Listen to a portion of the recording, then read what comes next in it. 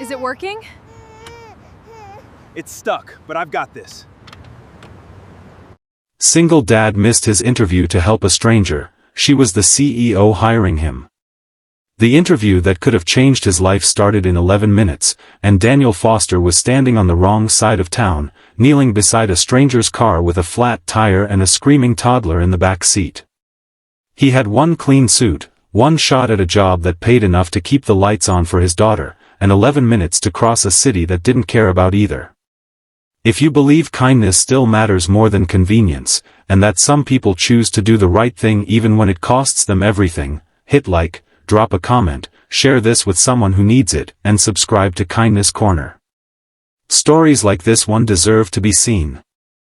Daniel had rehearsed his answers in the mirror that morning while his 6-year-old daughter, Maya, ate cereal at the counter and asked him, for the third time that week, if this was the job that meant he wouldn't have to work nights anymore.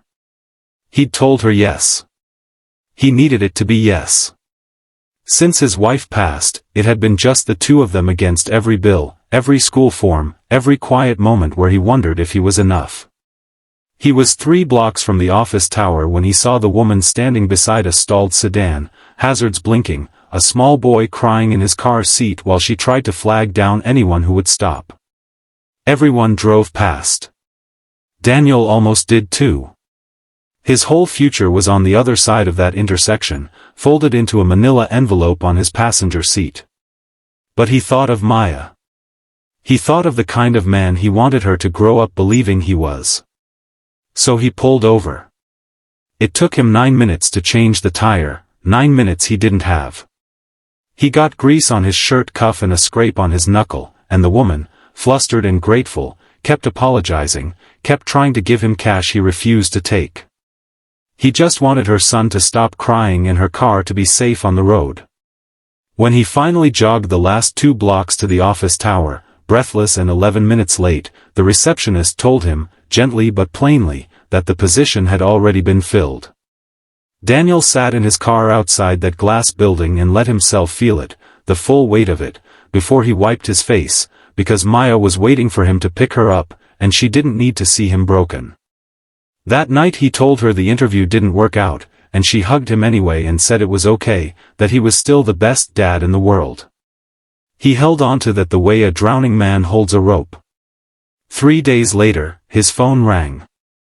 It was the company. They wanted him to come in, not for the original opening, but to meet the CEO personally.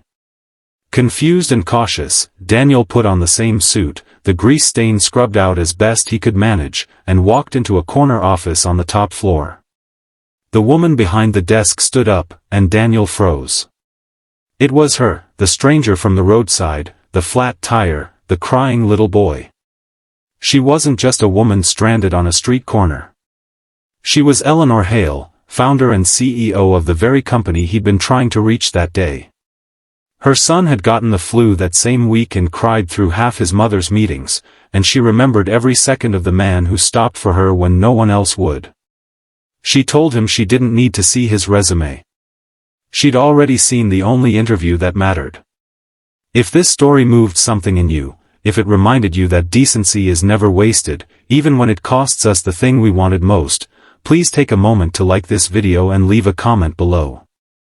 Tell me what you would have done in Daniel's shoes.